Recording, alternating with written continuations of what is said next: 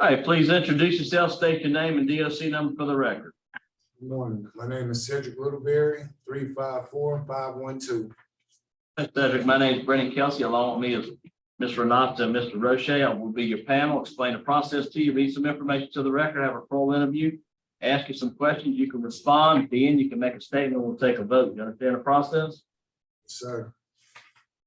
And we, looks like we have, Ms. April Shivers, George Dawzat, Adrian Shaw, Kendria Talton, and Deidre Talton. And next statement at the appropriate time. Cedric Littleberry, DOC number 354512. You're a third class offender for eligibility date 5/30/2022. Good time 11/17/2035. Full term 11/12/11/2039. 40-year sentence.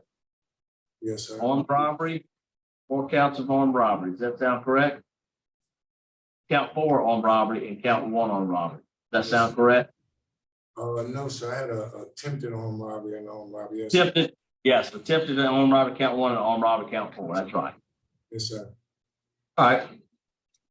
All right, Cedric, how old are you, Cedric? 45, 46 in May. How many years have you been incarcerated on this 40-year sentence? 23. 3 years.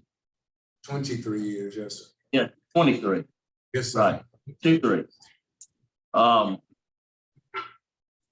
What do you currently do there at the facility? I'm What the kind of job? Are you a trustee? What are you? I'm the head baker on 18. I don't know if you can hear me. I'm sorry. Head baker? The head baker on 18. I'm the head baker. I've been the head baker for 6 years. Pretty Okay. good. Like to say hello to Warden Day. Looks like he snuck in on us. Hey, Warden. How long have you been the head baker? 6 years now. When's your last disciplinary write-up? When was it or what was Yep. it? Yeah, when was it? I know what it was. I mean, I won't tell about it. I'm looking at it, but I'm pretty sure it was right at a year and a half ago. don't be pretty sure. Tell me when it was. A year and a half ago, January of 22. Okay, January of 22. Okay, tell me what it was. I don't remember the exact write-up, but it was disobedience or maybe yeah, me and the officer had a minor verbal altercation at a gate. Do you want me to explain the write-up or just? Yes, the aggravated disobedience looks like you had in 22 and 21 you had a disobedience, and then it looks like in 21 you had a contraband, right? I mean, that's kind of. Yes, sir. Talk to me about those 3. How about that? Which one you want me to speak on first, sir? Hey, you pick one. You pick one. Okay, the contraband was I got wrote up for having dry dip in my pocket. I was accused of smoking. It was wet dip. I pled guilty on it. The incident at the gate, it occurred. I was leaving work one morning. I was taking some trays. I was told to take some trays to the cell block, and the officer, we was in a bad mood, and he said some things to me that shouldn't have been said. And I responded in a way that I shouldn't have. The audio and video was reviewed by the major, and I was sentenced to I think 2 weeks canteen, which is the sentence for a low court write-up, because after they reviewed the RVR, they saw that things were said by the officer that shouldn't have been said and didn't warrant the sentence that they was giving me for the write-up. And then you had one in 21, another disobedience, 6, 7, and 21. That's the one at the gate, 1/6/22. Is that the one at the gate you're talking about? Yes, sir. Yes, sir. What about the one on 6/7/21? Oh, I didn't have my blanket folded up on my bed. The officer came through, and I was at work. I leave out for work at 2 in the morning, and you have a certain time of the year that you have to have your blanket folded through, and I didn't have my blanket folded properly at the foot. My bed was made, but the blanket wasn't folded in the proper manner that they wanted it folded at the foot of the bed. I got you. Kind of overlooked that thing. probably the incident at the gate, you probably need to try to, be a little more calm and in that scenario. But I understand sometimes people saying things that not good, but you're there for a reason. Yes, sir. That's just all part of it. So tell me, do you have a high school diploma or a GED? 2 of them. I completed my high school diploma in 2004, as well as 2 VOTECs, a VOTEC in 2005 and a VOTEC degree in 2006. What was that? I completed offset printing, and I completed auto body repair. Auto body and what? And offset printing. Okay. And you graduated from high school, you said? I'm sorry, I completed my GED in 2004 while at Wynn Correctional Center. And What year did you drop out of school? in the 11th grade. Why'd you drop out? The streets. Learn the street. Yes, sir. The streets. I chose the streets. Just to get in trouble or to do drugs? Were you a drug user? No, sir, I wasn't. It was neither. I be honest with you, sir, it was life circumstances. It was the situation I was in, the upbringing I had, and the only thing I knew was the streets. The way I was raised, the environment I was raised in, the community, the things that I was raised in, the things that I was involved in, it just everything led me to the streets. I don't want to go into detail about my mother and the things she did in life, and I don't make excuses for the wrong I did, but I had nothing and I had no one. And the streets, that's all I knew. And that's what took me down this path. It was. You didn't use any drugs, you didn't use any dope, alcohol, drinking, nothing? Sir, the only drugs I ever done was marijuana. And I cannot stand alcohol. I don't drink. I have smoked marijuana. Yes, sir, I have. Have you smoked? Have you been tested hot while you've been in jail? You had any drug write-ups since you've been incarcerated? Yes, sir, I have. Yes, Or sir, bad urine? How long ago was that? the last one was, I think, was in 2020. And if you allow me to explain. Yeah, hey, explain. Please, the whole dorm was tested, and my cup tested positive for amphetamine, and I'm not disputing the write-up. My cup tested positive for amphetamine.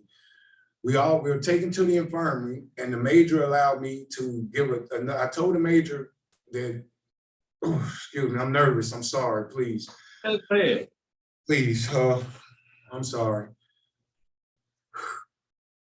Yeah, okay. Tested positive, major said what? Yes, sir. I tested positive for amphetamine. We went to the process here at RCC is you're taken to the infirmary for your test to be confirmed by the medical staff. When we got to the infirmary, I told the major that I wasn't involved in no methamphetamines. I never done amphetamine. He allowed me to give a separate urine sample into another cup. I gave a urine sample, that cup tested negative, but I was still found guilty for the dirty urine because one cup tested positive.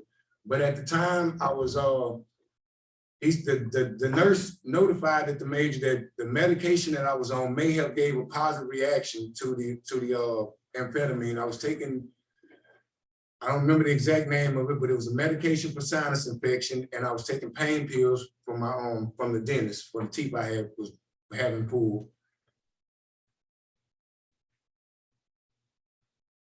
And I also have dirty urines in my jacket from prior to this one. The last one was maybe 10, 12 years ago for marijuana. That's the only dirty urines I have is. All right, so what kind of classes have you been taking? What have you been doing to better yourself? I mean, this is a pretty significant crime you've been charged or been convicted of. Tell me what you've been doing to better yourself. What kind of classes have you taken? Yes, sir. From day one, when I entered DOC, from 2005, I started drug education therapy. I was taking victim awareness. It's AVAL now, but I took victim awareness then. I've been continuously involved in AANA ongoing.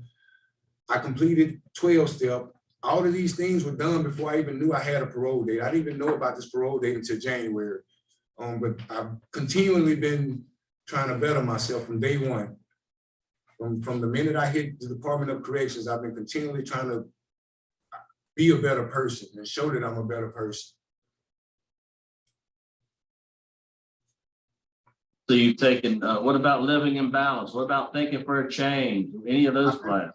I've never taken, I have, sir, I did take living in balance. I lost a lot of my certificates. A lot of my certificates were lost in a house fire that my family went through. And I was under the impression that DOC was, that the facility was keeping up with those certificates, but they wasn't. I have numerous of classes. That's what I was doing to pass my time, to try to stay out of trouble. I was taking all these classes, and like I said, I have a lot of them certificates now from the recent ones, but a lot of my certificates were lost. And I have no way of proving this, but the truth is I did take a lot of classes. I've never taken the thinking for a change. I signed up for the class, but I wasn't, they never placed me in it yet. I was put on the waiting list for it. Okay. And you think you took living in balance? I know for sure that I took living in balance before. Phase 1 and phase 2? I don't remember the pages, sir. It's been a while. Phase 1, there's 2 phases, phase 1 and phase 2. Oh, yes, sir. I thought you said phase. I did phase 1. Yes, sir. I never did. Yes, sir. I did phase 1. Not 2. I misunderstood you. I thought you said pages.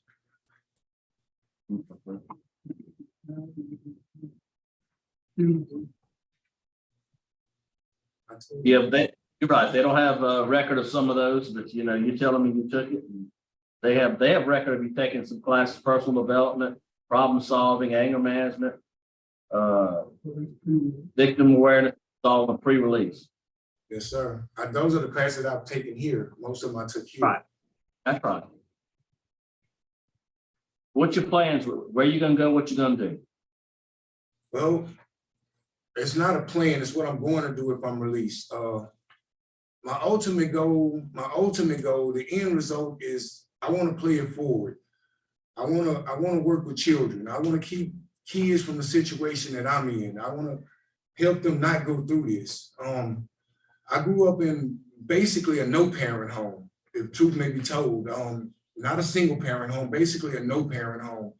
My mother was addicted to crack, and she was never there. And that's why I'm trying to explain that the streets was all I knew.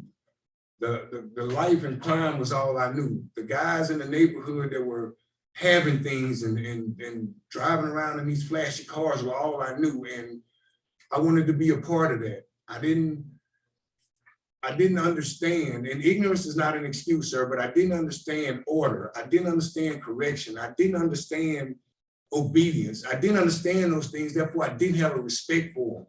And excuse me, I made a lot of mistakes. I did.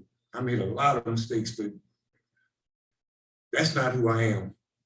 I'm disgusted by who I was. I'm disgusted by what I did. I'm disgusted by the role I played in these crimes, but that is not the person I am. That is not who I am. All right, Warden, you got any input for us? Cedric said he's the head baker, and he's right. He's pretty dang good. He cook a lot of things out here that for special events that most people don't realize comes out of a prison kitchen. So he's good at that. He's been whatever we needed him to do along any lines other than that as far as kitchen work. He did have the little setback at the gate with the officer, but you know, his conduct is, you don't hear his name a lot. Okay. All right, thank you. You can answer Mr. Rochelle's question. Thank you, Warden. Yes, sir.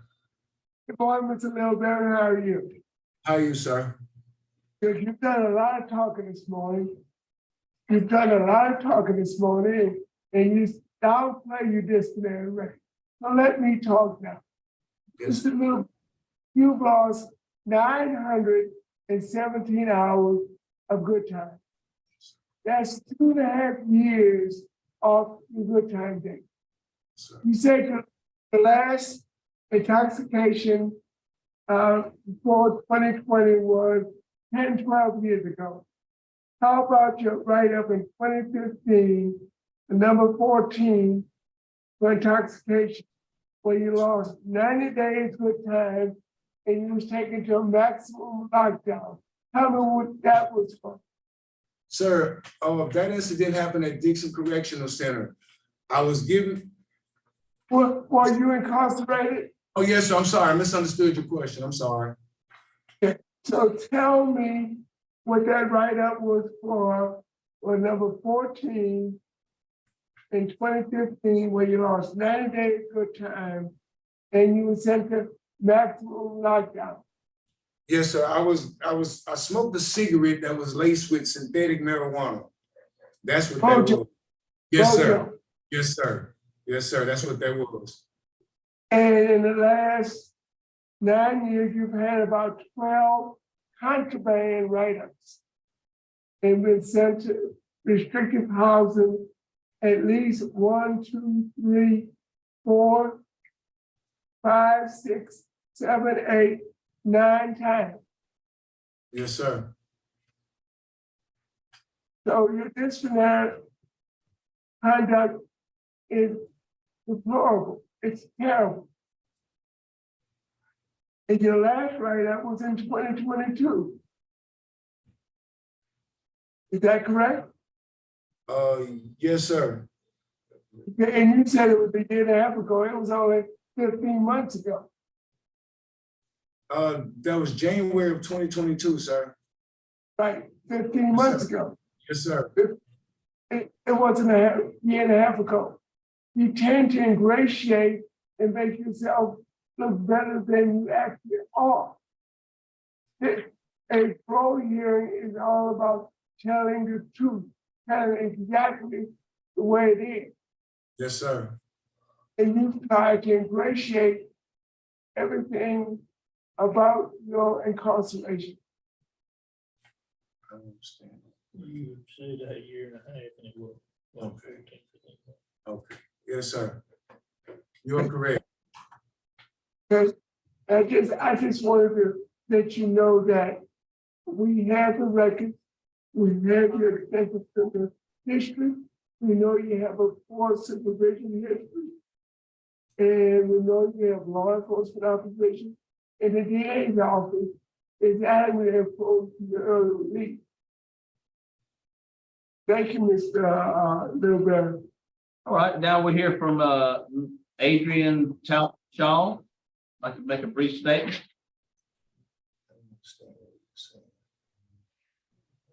Yes, sir. I am Cedric's oldest sister. I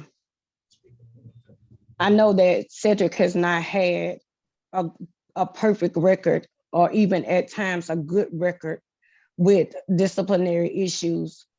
But what I can say is that he is not the same person that he was when he was first sentenced.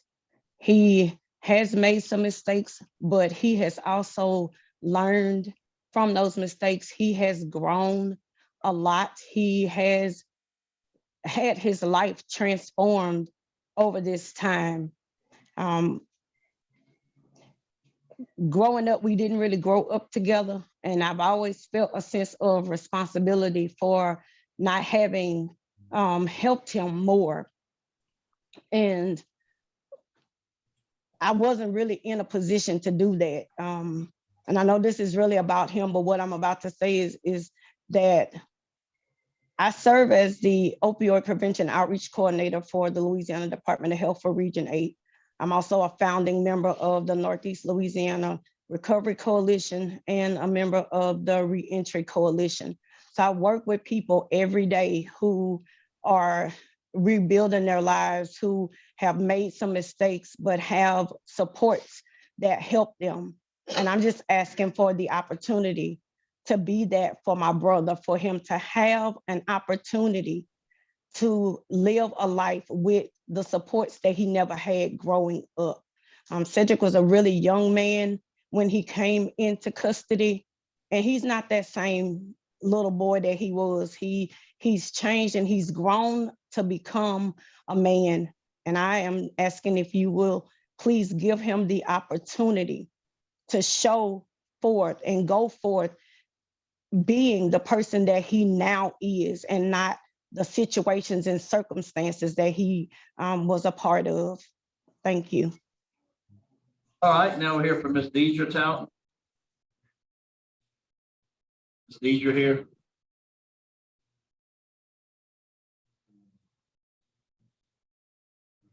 Deidre, would you like to make a brief statement? You're on mute. There you go. She's on mute still. Okay, go ahead. Nope, you're on mute. All right, go ahead and make a brief statement. Okay, my name is Deidre Talton. Cedric Littleberry is my brother, and I have watched Cedric grow. I watched him grow from a kid up until now. Cedric has made a lot of mistakes in his life. He used to wouldn't own up to his mistakes or take responsibility for the things that he's done, but now he has taken full responsibility for the things that he has done, and he's trying to better himself and make a better life for himself. So I'm here to support him. I have the opportunity to be able to give him employment and be able to give him a place to stay, and to be able to help him be a better him in the time to come. Thank you. All right, thank you. Now we're from Kendrius Talton. Brief statement. My name is Kendrius Talton, and I am Cedric's nephew. I was just a very little kid when he went into incarceration. And through these years, my mom and him have ensured that we developed a strong relationship, our relationship stayed strong, and that we had the opportunity to know who our uncle was. We are a family of strong ties. We help each other, and we've been on this journey with my uncle for the last 23 years. And through those years, I've seen him grow. I've seen him mature, and he's turned out to be someone that I can look up to in the aspects of being redeemable, in the aspects of being of accountability, and in the aspects of making the best of a situation, and there are consequences for your actions. I am a critical care nurse practitioner, and I've built myself a successful life. And through that, I am able to help and support my uncle on this journey. We are a family of strong ties. He has a lot of support behind him. And I know that I have no reservations that he will make the most of this opportunity to be successful and to reenter society a better person. And I'm just asking he be given that opportunity, and that he has a lot of support behind him. And we know that he's going to make the most of this opportunity. Thank you. All right. Thank you for your comment. George, would you like to make any type of statement? George? My name is George, Adrian Shaw. Okay, you'd like to make a statement? Okay, I'm sorry. Safer, go ahead. Thank you. I had just turned 18, not even 3 weeks before, whenever I got robbed at work that night. And that bullet almost went through the back of my head.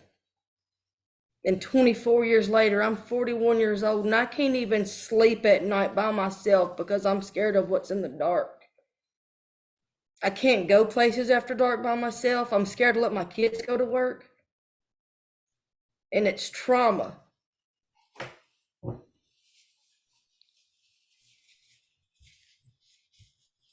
I understand people do change, but there's some things you can't change. Cedric can't change what he did to my mind. And he can't change what my life is. I didn't even have time to grow up. Ever since then, I can't even be by myself at dark.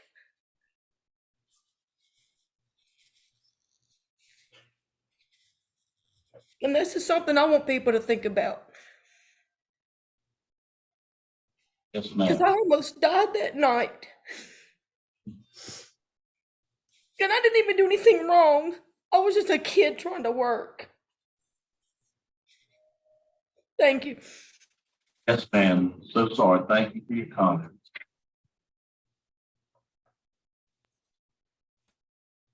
All right, Cedric, would you like to make a statement on your behalf? Yes, sir.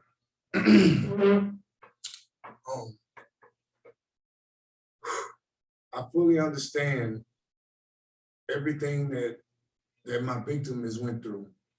I did not act in these crimes alone, but I take full responsibility for what I did.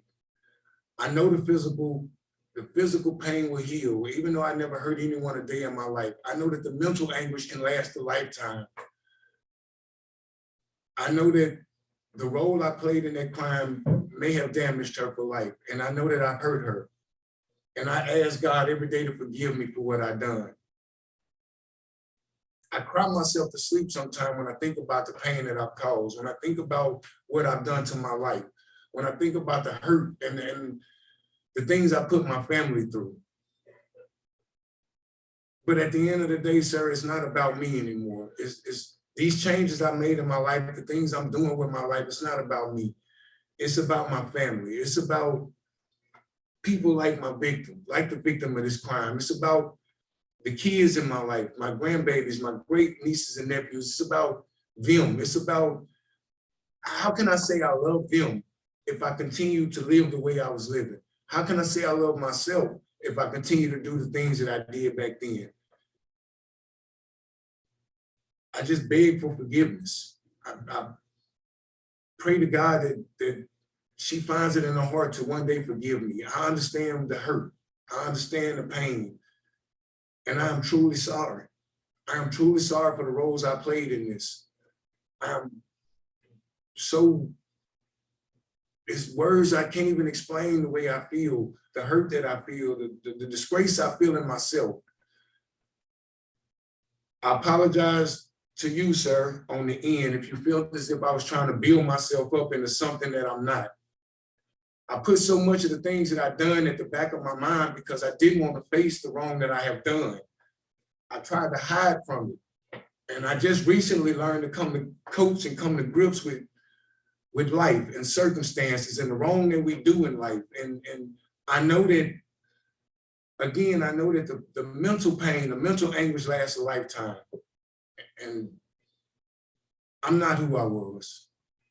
And regardless of the decision of this board today, I'm going to continue to change and continue to be better and continue to move forward in life and continue to try to be the best person that I can for those in my life that love me, and for myself and for God, because this is not who I am. That is not who I am. The crimes, the mistakes I made, the crimes I was a part of, me allowing people to manipulate me to do some things that I knew was wrong, that's not me. And I just paid this, sir. Yes, sir. All right. Thank you for your comment. Appreciate your comments. Council ready to vote. I'll vote first. Appreciate those comments. Appreciate the things that you said. You know, this is a significant crime. It's caused a lot of damage and a lot of pain for a lot of people. Your victim, for your family, for everybody involved. I want to thank you, victim, for being here. I know that was difficult. I think, you know, I do think you are headed in the right direction. I don't think you're there just yet, but I mean, you know, you are headed in the right direction. You need to get those disciplinaries under control.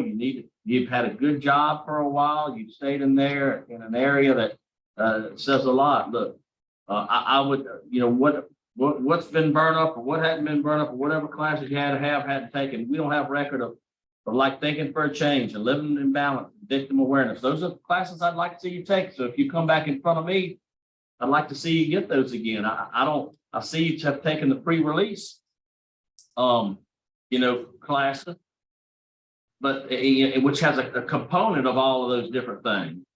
You know, I'd like to see you. You know, I think you need to get your disciplinaries under order, and I think you need to take some more classes and really get down to what before what happened. But today, for me, my vote is to deny your parole. But you're close. Keep working hard, and you'll get there, Mr. Rocho. Thank you, Mr. Chairman. Mr. Littleberry, I really think that you earned the quota, which I need to see a longer period of time where you had no disciplinary write-ups and continue the positive things that you're doing while incarcerated. Warden Bacon says the pastries are delightful. I want you to continue doing what you're doing, and I want you to stay right up free for a significant amount of time, right back and making a different story. My vote is the same as Mr. Kelsey. Ms. Renata, Mr. Littleberry, you're so close. You're so close. But, your conduct record is what it is, that's causing you some problems. I do agree with my colleague, my vote today is denied, and after a more sustained period of staying right up three, reapply. I think you'll have a different outcome. You don't get any right. all right, 3 votes to deny today. Your parole's been denied. Good luck to you.